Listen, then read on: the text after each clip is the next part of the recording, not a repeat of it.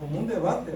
O sea, a mí se me hace absurdo, ¿no?, que los teólogos tengan que debatirse en el dilema de que si la Biblia es la palabra de Dios o solo contiene la palabra de Dios. Y por esa sola palabra es o contiene, ¿verdad? Y bueno, marca una gran diferencia. Cuando algunos declaran y aceptan que la Biblia solo contiene la palabra de Dios, quiere decir que en la Biblia hay muchos errores. Hay errores no solo de impresión, sino de datos. Incluso hace unas décadas atrás se hablaba mucho acerca de desmitologizar la Biblia. ¿Qué se entiende por desmitologizar la Biblia? Pues para empezar, creen que el contenido bíblico, las historias bíblicas son mitos. No pasó en realidad, sino son leyendas nada más, son mitos. Entonces tenemos que ir quitando todo eso.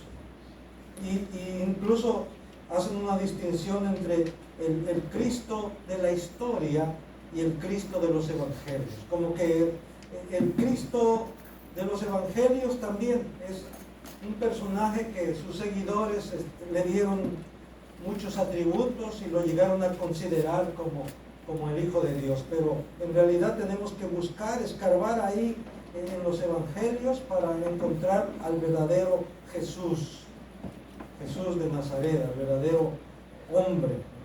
Y así, hermanos, para nosotros como cristianos sabemos cuál es la verdad y sabemos cuál es nuestra posición y no tenemos que andar ahí divagando ni especulando. Por eso la afirmación categórica es: la Biblia es la palabra de Dios. La Biblia es la palabra de Dios. Y precisamente por eso hoy vamos a hablar sobre algunas de sus características o atributos, de sus cualidades que tiene este libro. El libro por excelencia, incluso podemos decirlo. Este es el libro, con mayúsculas, el libro de libros, el libro por excelencia.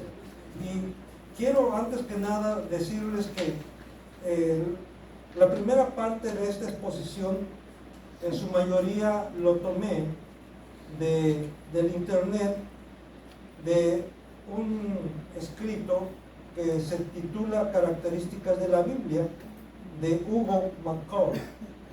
Y siempre es bueno, como dicen por ahí, decir de dónde uno toma la información, porque no quiero que me vayan a acusar de que me piratee, ¿verdad? Algo que estoy... No, la mayoría de la información lo tomé de ahí.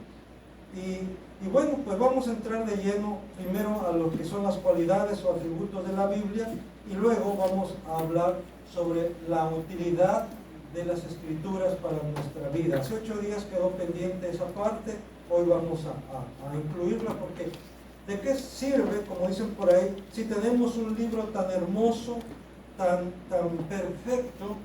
¿Y de qué nos sirve? Hay otros libros también hermosos, contenido hermoso, e incluso ustedes saben que Don Quijote de la Mancha pues, es considerado el libro por excelencia de la literatura española, y hay quienes lo han estudiado ya, hay quienes no lo hemos estudiado totalmente, pero sí hemos estudiado parte de ese libro, y se recomienda a muchos que estudien ese libro porque es una joya de la literatura española. Pero, ¿de qué me sirve ese libro? Bueno, me ayuda primero para disfrutar de la lectura, luego para, como dicen por ahí, para mejorar mi acervo cultural, como alguien diría. Pero la Biblia va más allá de eso. La Biblia es un libro vivo. ¿Por qué? Porque su autor está vivo. Esa es la diferencia entre los demás libros, que muchos de sus autores ya murieron. Miguel de Cervantes pues ya murió, ¿no?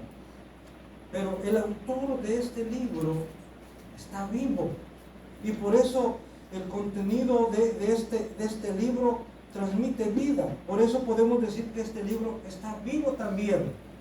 Porque la palabra de Dios es viva y eficaz, dice, y más cortante que toda espada de 2 filos, que penetra hasta partir el alma, los tuétanos, las coyunturas, dice, y discierne los pensamientos y las intenciones del corazón. Por eso esa es la diferencia de este libro a otros libros. Vamos a ver pues entonces que el término Biblia viene del plural biblión, que quiere decir papiro, rollo o libro. Y más tarde se denominó Biblia al conjunto de libros que componen las escrituras sagradas, tanto hebreas como cristianas. En otras palabras, hermanos, usted y yo tenemos un conjunto de libros aquí en este libro. Podemos decir sin temor a equivocarnos que andamos trayendo una biblioteca aquí. Porque ¿cuántos libros tiene esta Biblia? 66 libros. 66 libros. Entonces, son varios libros en un solo libro. Y por eso se le denomina Biblia, conjunto de libros.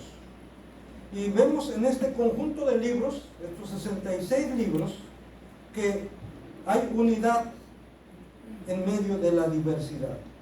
Fue escrita por más de 40 autores. Estos son datos que usted puede encontrar en el internet, puede consultarlo, ¿verdad? Como dicen por ahí, es información al público, información pública, que fue escrita por 40 autores en un periodo de aproximado de 1500 años.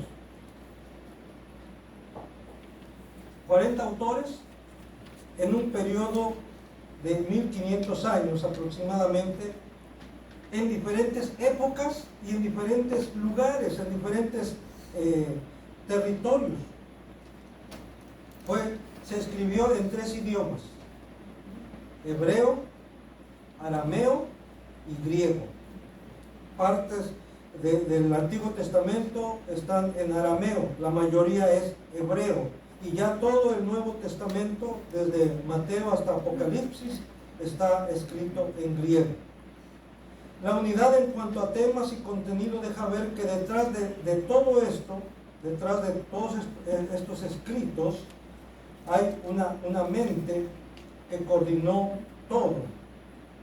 Una mente, no estamos hablando de una mente maestra, no, estamos hablando de una mente divina que coordinó todo esto, que inspiró a los escritores sagrados. Entonces podemos decir que aunque hay autores con minúscula o escritores de estos 66 libros, el autor con mayúsculas es Dios.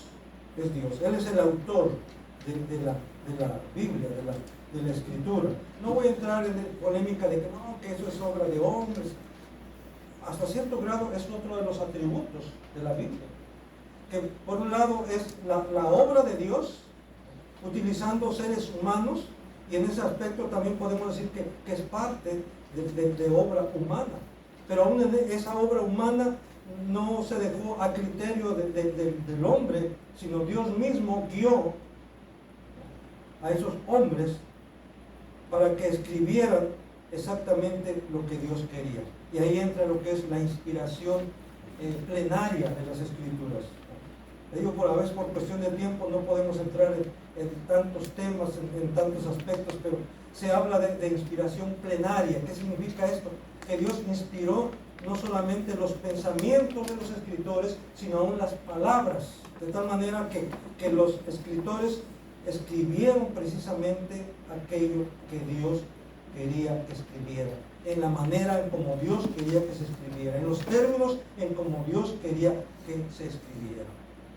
Y también entra lo que es la inspiración ahí dentro de eso mismo. Esa inspiración no solamente es plenaria, sino también es orgánica. ¿Qué quiere decir esto? A diferencia de que sea mecánica, que los escritores sagrados como robots o como autómatas se pusieron a escribir en trance, no. Ellos estaban conscientes de lo que estaban escribiendo. Porque Dios estaba utilizando todas sus facultades. Las facultades de Moisés, de David, de Elías, de Pedro, de Marcos, de Juan, y por eso sus escritos reflejan esas cualidades. Pedro no escribe igual que Juan, David no escribe igual que Elías, cada uno imprimió de alguna manera su estilo, pero aún en ese estilo estaban siendo guiados por Dios. Eso es lo que se le conoce como la inspiración orgánica y también la inspiración plenaria. Pero bueno, vamos a pegarnos a nuestros puntos que tenemos aquí. Entonces, hay unidad en medio de la diversidad. Otra de las cualidades de la Escritura es su sencillez y profundidad. El plan de la salvación presentado en las Escrituras, presentado aquí en este libro, es tan sencillo que hasta un niño puede comprenderlo. Sin embargo, hay otros aspectos como las profecías o temas como la elección o la predestinación y otros temas más que no son tan fáciles de entender, o por lo menos no entender perfectamente. Yo recuerdo que, yo nací en un hogar evangélico, entonces fui instruido en las cosas de Dios, en la Biblia, pues desde niño, pero llegué a una edad en donde ya empecé a analizar las cosas ya por mí mismo. Y yo recuerdo, ¿verdad? Cuando tenía 13 años me encontré con la doctrina de la predestinación. O sea, que Dios elige. Y que Dios elige desde antes de la fundación del mundo. Y dije, bueno, ¿cómo es posible eso? Y para mí fue como encontrarme con pared, como se dice, con un muro. Porque yo no podía entender, no podía aceptar eso. ¿Cómo era posible que es Dios quien determina quiénes han de ser salvos? Y eso como que chocó con mi mente, chocó con mi razón, chocó con mis sentimientos, ¿verdad? Pero hermanos, le doy gracias a Dios porque en su momento también Dios pone personas y Dios pone libros que nos ayudan para comprender mejor. Y aunque yo no entiendo totalmente esto, lo creo porque está aquí en la Escritura. Y porque uno puede experimentar la misericordia de Dios, porque al fin y al cabo la elección es la manifestación de la misericordia de Dios, del amor eterno de Dios. Y eso es algo que hemos experimentado en nuestra vida, el amor de Dios, la misericordia de Dios. Entonces por eso lo acepto, lo creo, porque Dios se ha manifestado en mi vida. Y yo creo que lo mismo puedes decir tú. Hay cosas que son difíciles de entender, pero lo relacionado con la salvación está muy claro aquí. Y aunque sabemos que el hombre por sí mismo no va, hoy en la mañana veíamos eso en la escuela dominical precisamente, el hombre por sí mismo no va a aceptar, no va a entender el Evangelio, porque dice el Dios de este siglo ha enceguecido el entendimiento, ha nublado el entendimiento de los incrédulos, de tal manera que no les resplandezca la gloria de Dios en la paz de Jesucristo. Y eso es precisamente en el Evangelio donde resplandece Jesucristo. Pero el Dios de este siglo tiene cautiva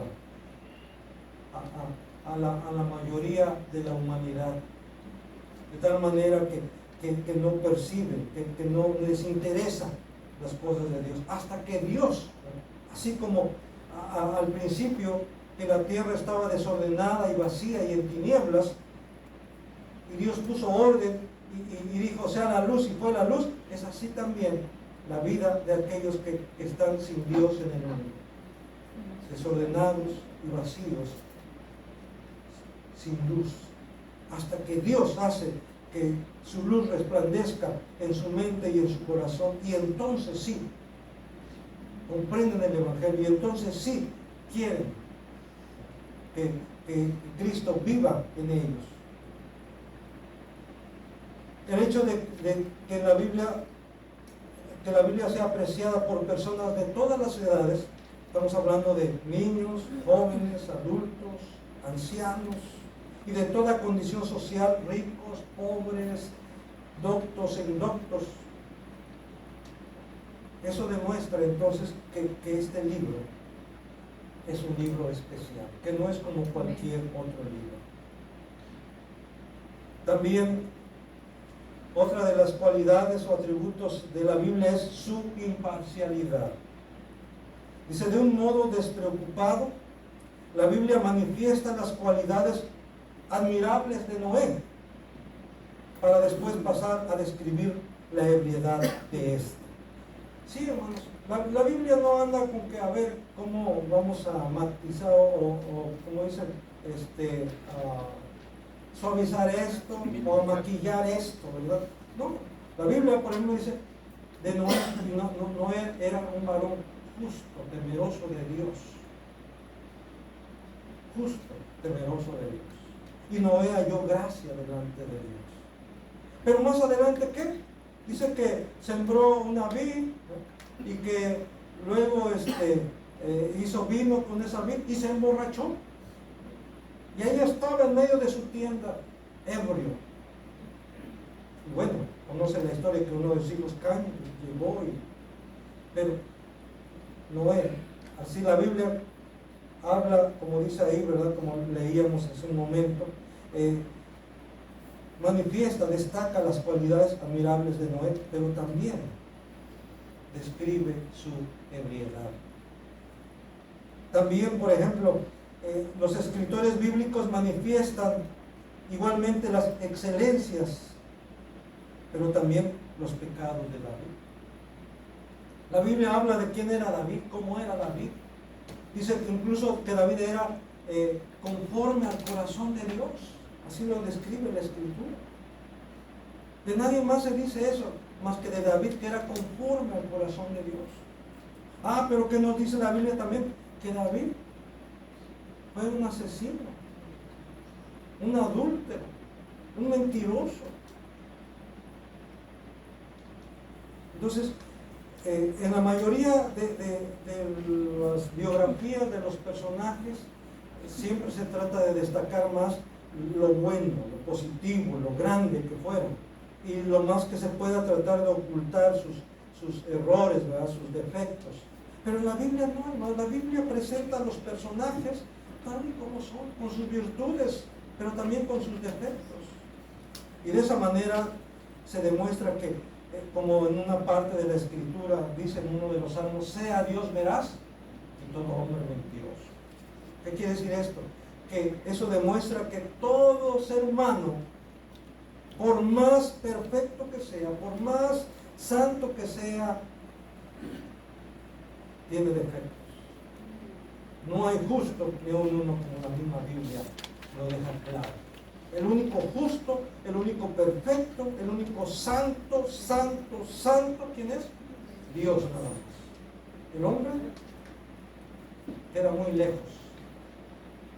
Sin embargo, por la gracia de Dios somos justificados, por la gracia de Dios somos santificados.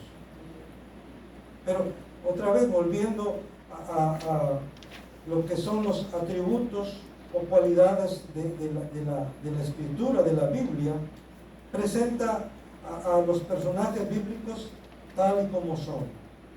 Las Escrituras describen la profunda fe de Abraham, pero no ocultan que le mintió a Faraón por temor. Incluso la Biblia dice de Abraham que es el padre de la fe.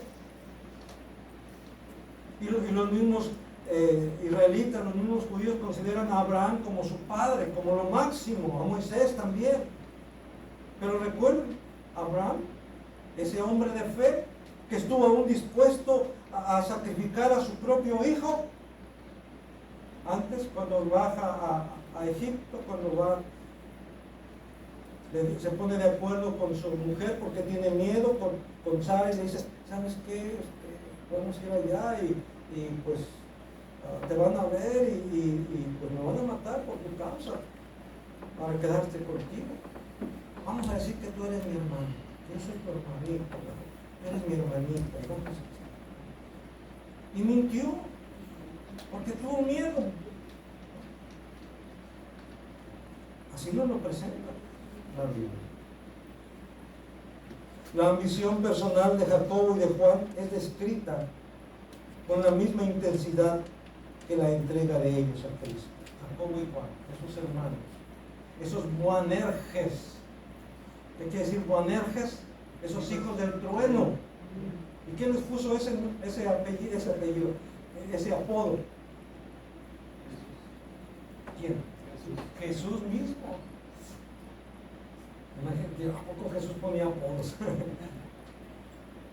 Describía el carácter de estos hermanos.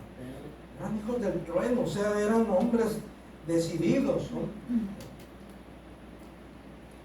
Pedro era más, pero Pedro esa es otra historia, ¿verdad? Pero Jacobo y Juan, llegó un punto en que la mamá de ellos se acercó a Jesús y le dijo, Jesús, cuando tú te sientes en tu trono, eso quiere decir que se creían quién era Jesús, su tía, porque de alguna manera eran parientes Jacobo y Juan de Jesús. Cuando tú te sientes en tu trono, yo quiero que mis hijos estén a tu lado, uno a tu derecha y otro a tu izquierda. Mamá y al cabo, ¿verdad? Pero claro, los hijos estaban de acuerdo, probablemente ellos fueron los que le dijeron, oye mamá, dile a Jesús, ¿no? Queremos estar con él cuando él esté reinando. Entonces, ahí hay ambición, en ellos. Jesús le dijo, eso no me corresponde a mí. El que se sienta a mi derecha o a su izquierda, eso no me corresponde. Entonces, pero a la vez nos describe el carácter de Jacobo, el carácter de Juan, el discípulo amado, aquel que mientras todos los demás se fueron, él permaneció ahí, cerca de la cruz. Era el único que estaba ahí. Por eso Jesús le dijo, he ahí tu madre, refiriéndose a María. Y ella le dijo, he ahí tu hijo. Y en aquella hora el discípulo a quien Jesús amaba la recibió en su casa. Como Juan manifiesta ese amor hacia Jesús, cuidando de su madre. Entonces, eso lo encontramos aquí en la Escritura. También otra de las cualidades o atributos de la Biblia es su excelencia literaria. Ya habíamos empezado por ahí, pero vamos a tocar un poquito esto.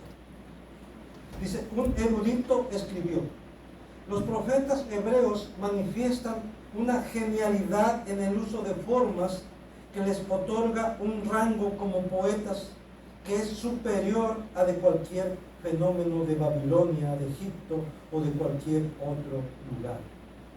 Hermanos, los que dominan el hebreo, ellos se sorprenden de la manera en cómo los poetas, en este caso los escritores de los salmos, escribieron con tal elegancia, pero no solamente los salmos, no solamente lo que nosotros conocemos como libros poéticos, sino también hay profetas como Isaías, como Jeremías y otros profetas más que escribieron de manera hermosa. Nosotros lo leemos en prosa, como se dice, y leemos, ¿verdad? Pero si pudiéramos leer en hebreo, escucharíamos no tanto esa rima, perdón, como es en la poesía en español, sino ese ritmo. La poesía hebrea no lo caracteriza tanto la rima, sino el ritmo. No sé si han escuchado ustedes algún canto en hebreo, o no sé si han escuchado a la lectura de la Biblia en hebreo. Luego se nota, eso es hebreo, está leyendo las escrituras. Porque en la Biblia, en las Sagradas Escrituras, no solamente es hermoso el contenido, no solamente es valioso el contenido, sino la manera en cómo Dios nos hizo llegar. Y aunque está en prosa, ya traducida en prosa, aún así podemos disfrutar de la lectura de la Biblia. Haga la práctica, póngase a leer la Biblia en voz alta. Es más grave. Yo no lo acostumbro, quiero decirlo, ¿verdad? Pero sé que es un buen ejercicio el que usted lea la Biblia en voz alta y aunque pueda grabarse. Tratar de darle la entonación adecuada, tratar de respetar la puntuación. Cuando hablo de puntuación estamos hablando de comas, de punto y seguido, de punto y aparte, todo lo que lleva la puntuación en un escrito. Si usted lo hace así, va a apreciar mejor el contenido de la Biblia, va a disfrutar de la lectura de la Biblia. No lo lea nomás así a la carrera, como quien dice por ahí, nomás para cumplir, decir, no, ya leí la Biblia. Disfrute la lectura de la Biblia, aunque sea un párrafo de la Biblia al día, pero disfrute de ese párrafo. Si puede leer un capítulo completo, qué mejor. Así que la excelencia literaria. Dice, en cuanto al Nuevo Testamento, excepto en el caso de Lucas y de Pablo, los autores eran aparentemente hombres sin letras, según Hechos 4:13. El solo hecho de que tales hombres pudieran escribir libros constituye en sí mismo una maravilla, un milagro. En el día de Pentecostés estaban reunidos ahí, y dice que había gente de todas, ahí en Jerusalén, había gente de todas partes. Y se escuchó un fuerte viento. Y fueron todos llenos los discípulos, aproximadamente unos 120, incluyendo los discípulos, incluyendo las mujeres que seguían a Jesús, que servían a Jesús. Fueron todos llenos del Espíritu Santo y se le aparecieron sobre cada uno de ellos lenguas repartidas como de fuego, sobre cada uno de ellos y de ellas. Y cada uno de los que estaban ahí, que venían de diferentes partes del mundo, que hablaban diferentes idiomas, cada uno de ellos los escuchaba hablar en su propio idioma. Había partos, medos, elamitas, árabes, griegos, de África, de toda aquella región. Y cada uno de ellos los escuchaba hablar en su propio idioma, en su propia lengua, las maravillas de Dios. Y por eso decían, ¿y estos son todos galileos? Estos hombres no han estudiado. ¿Cómo es que saben esto? ¿Cómo es que dominan esto? Y después la gente, ¿verdad?, de la ciudad, más adelante en el segundo sermón de Pedro, cuando se dirige, y que precisamente de eso Hechos 4:12, de eso trata, Hechos 4:13, en Hechos 4:12, el pasaje que dice, en ningún otro hay salvación, y decían, pero ¿cómo es que ellos saben esto? ¿Cómo es que se expresan tan bien? Si son hombres del vulgo, así hermanos, así literalmente, si son hombres del vulgo, del pueblo. Pero no sabían, ya después a lo mejor sí, ¿verdad? Pero no sabían que ellos estaban llenos del Espíritu Santo, que eran instrumentos de Dios, instrumentos del Espíritu Santo. Su inerrancia. La Biblia, al ser la palabra de Dios, está completamente libre de errores y es totalmente veraz en todo lo que afirma, sin importar si se trata de doctrina, de moralidad, de historia o de ciencia. La Biblia no contiene falsedades ni contradicciones en los manuscritos originales. Es completamente cierta en todo lo que asevera y afirma.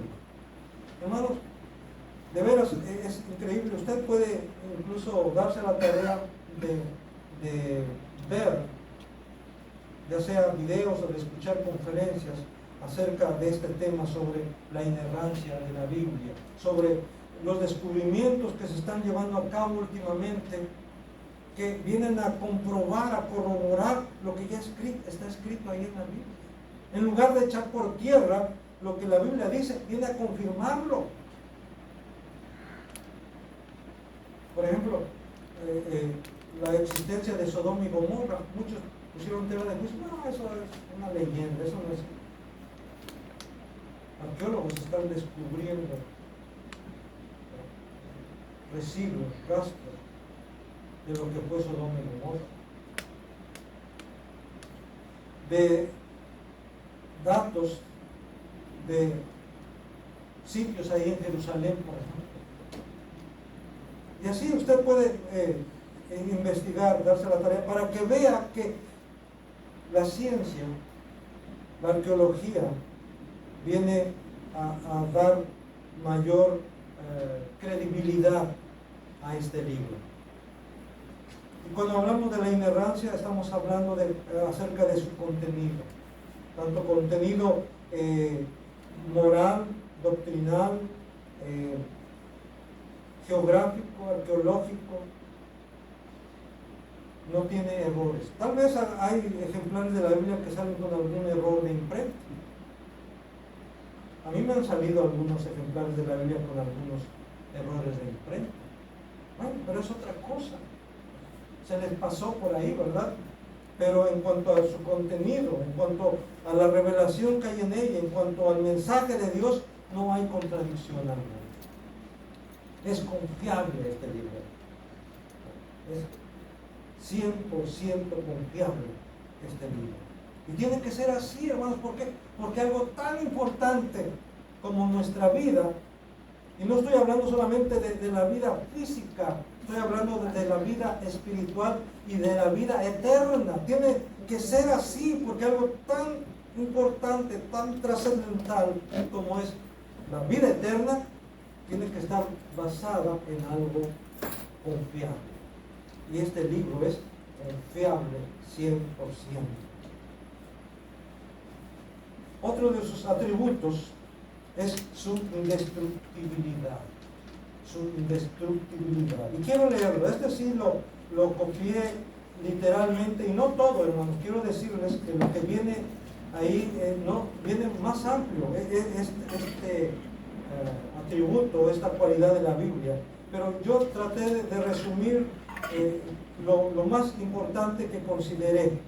Dice así: las naciones se levantan y caen, pero la Biblia sigue viva. Nerón logró matar a Pablo, pero hoy día Nerón y su imperio están muertos.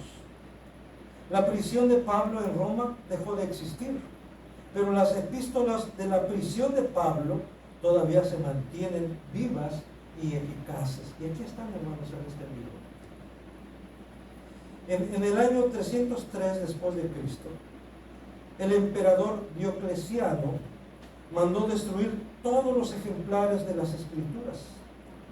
Creyó que sus soldados y sus inquisidores lo lograron.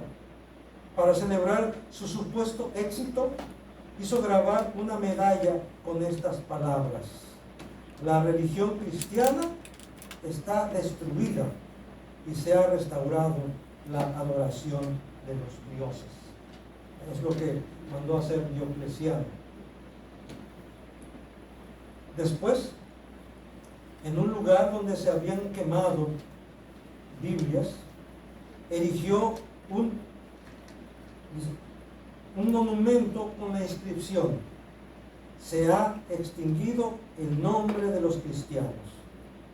A pesar de sus esfuerzos, hubo ejemplares de las escrituras que volvieron a aparecer y a reproducirse. 20 años después, otro emperador romano, Constantino, comenzaba a poner Biblias en toda iglesia del imperio. La Biblia afirma ser indestructible, según 1 de Pedro 1:23. Y esta victoria sobre el poderoso imperio romano demuestra que tal afirmación no es jactancia. El ególatra Voltaire, quien murió en 1778, predijo que sus ataques en contra de la Biblia harían que ésta desapareciera en un periodo de 100 años. Se jactó diciendo: fueron necesarios 12 hombres para comenzar el cristianismo. Con uno bastará para destruirlo, o sea, él. Fíjense cómo Voltaire se creía lo máximo, ¿verdad? Dice: fueron necesarios 12 hombres para comenzar el cristianismo. Con uno solo bastará para destruirlo.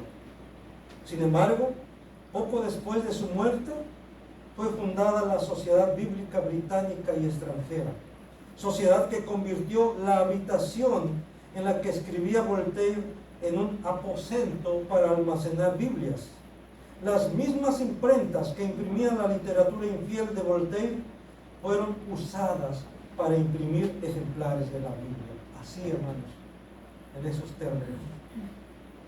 Entre paréntesis, ¿saben cuál fue el primer libro que se escribió en la imprenta? La Biblia. La Biblia. La Biblia. Fue el primer libro en donde se utilizó la imprenta, en la Biblia, en la impresión de la Biblia. Thomas Paine, quien murió en 1809, estaba tan orgulloso del ataque que emprendió contra la Biblia por medio de su infame libro La Edad de la Razón, que se jactó diciendo: dentro de 50 años la Biblia estará obsoleta y olvidada. Nuevamente, la misma imprenta en que se imprimió su libro fue usada para imprimir miles de Biblias. Ningún otro libro ha resistido arremetidas tan violentas como la Biblia. Sigue siendo torturada, zarandeada y tergiversada, y sí sobrevive, como de seguro sucederá. Ningún mérito se le reconocerá a nuestros inquisidores literarios modernos. Un libro de origen puramente humano no podría haber sobrevivido a los maliciosos ataques que se han lanzado en contra de las Escrituras. Y no solamente en contra de las Escrituras como libro, sino aún en contra de sus traductores. Hombres, hermanos nuestros, en el pasado que fueron quemados vivos por traducir la Biblia al idioma de la gente. También eso usted puede buscar, investigarlo en el internet. Hombres y mujeres que han muerto por causa de traducir la Biblia en el idioma del pueblo. Hombres y mujeres que han sido muertos por su fe en Cristo. Y la última parte de esta exposición es la utilidad de las Santas Escrituras. Y aquí sí, hermanos, ya vamos a utilizar la Biblia, y vamos a buscar en 1 de Pedro 1, 22 y 23. Por favor, buscamos en nuestras Biblias 1 de Pedro, capítulo 1, versículo 22 y 23. Y dice así: habiendo purificado vuestras almas por la obediencia a la verdad mediante el Espíritu, para el amor fraternal no fingido, amaos unos a otros entrañablemente de corazón puro, siendo renacidos no de simiente corruptible, sino de incorruptible, por la palabra de Dios que vive y permanece para siempre. Por medio de las Escrituras, el Espíritu Santo nos regenera, nos hace nacer de nuevo.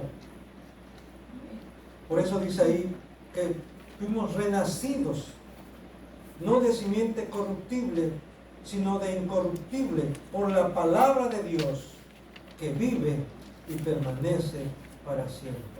Es así como Dios efectuó el nuevo nacimiento en nosotros. Y recuerden, hermanos, que Jesucristo le dijo claramente a Nicodemo: es necesario nacer de nuevo, porque si no naces de nuevo no puedes entrar al reino de los cielos. Y eso está vigente.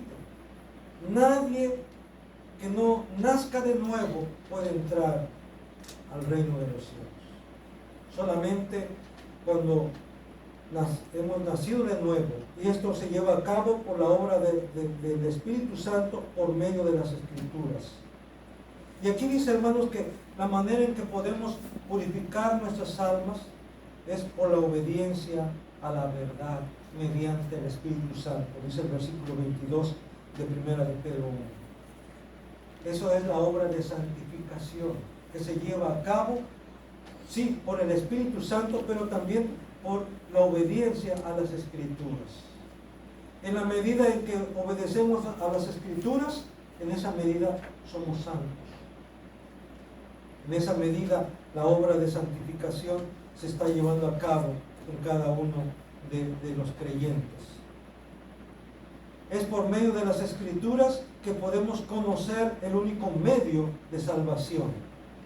Segunda Timoteo capítulo 3 versículo 15 dice: y que desde la niñez, es el apóstol Pablo dirigiéndose a Timoteo, y le dice que desde la niñez has sabido las sagradas Escrituras, las cuales te pueden hacer sabio para la salvación por la fe que es en Cristo Jesús. Las Escrituras son las únicas que pueden hacer al hombre y a la mujer sabia, al hombre y a la mujer sabios. ¿Para qué? Para la salvación que es en Cristo Jesús. No es algo que tú te vas a ganar, no es algo que porque leas más o sepas más textos de memoria que vas a obtener la salvación. No.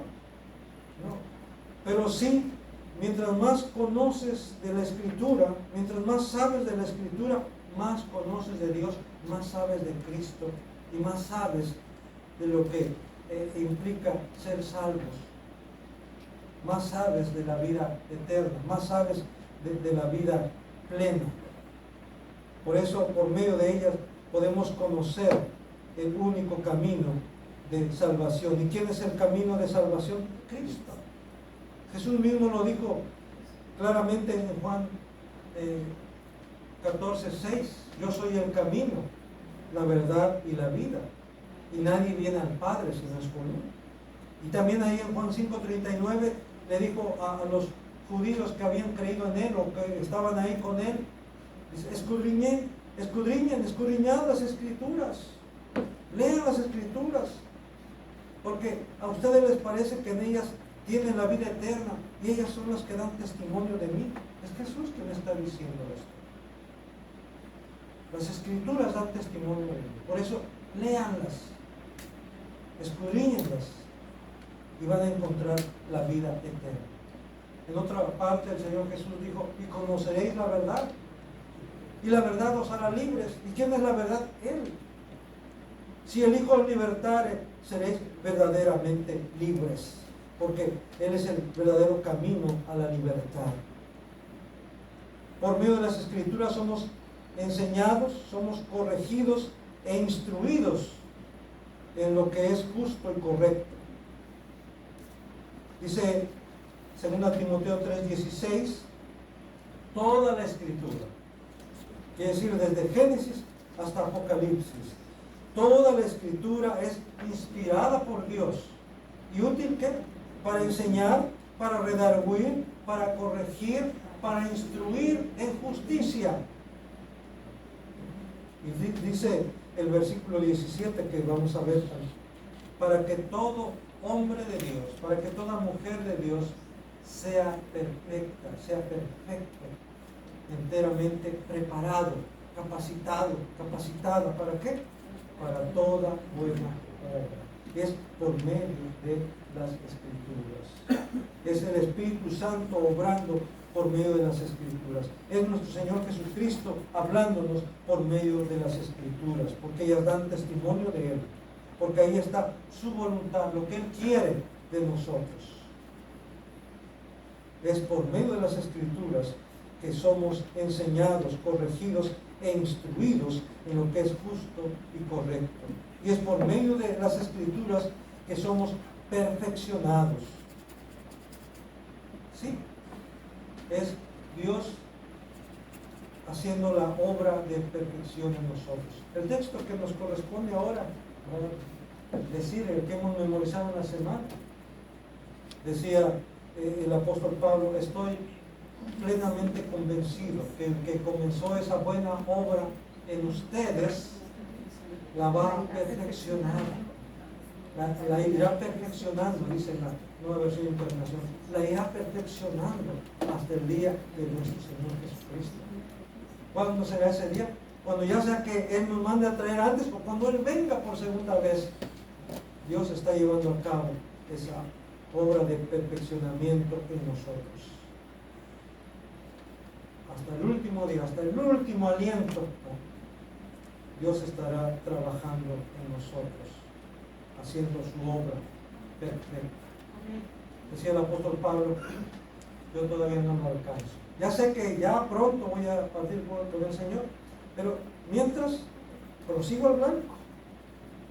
No es que ya sea perfecto, no ya es que lo haya alcanzado, pero estoy esforzándome, decía el apóstol Pablo. Y ya por último quiero leer el Salmo 19, versículos 7 al 10, hablando precisamente de las perfecciones de la Escritura, hablando de cómo ella nos perfecciona, hablando de cómo ella nos corrige, nos enseña, nos instruye. Dice Salmo 19, 7 al 10, la ley de Jehová es perfecta, que convierte el alma. El testimonio de Jehová es fiel, que hace sabio al sencillo. Los mandamientos de Jehová son rectos, que alegran el corazón. El precepto de Jehová es puro, que alumbra los ojos. El temor de Jehová es limpio, que permanece para siempre. Los juicios de Jehová son verdad, todos justos. Deseables son más que el oro, y más que mucho oro afinado, y dulce más que miel, y que la que destila del panal. Así es, hermanos, esta palabra, así es este libro, el libro por excelencia, el libro de libros, la Biblia, las Sagradas Escrituras, la palabra de Dios.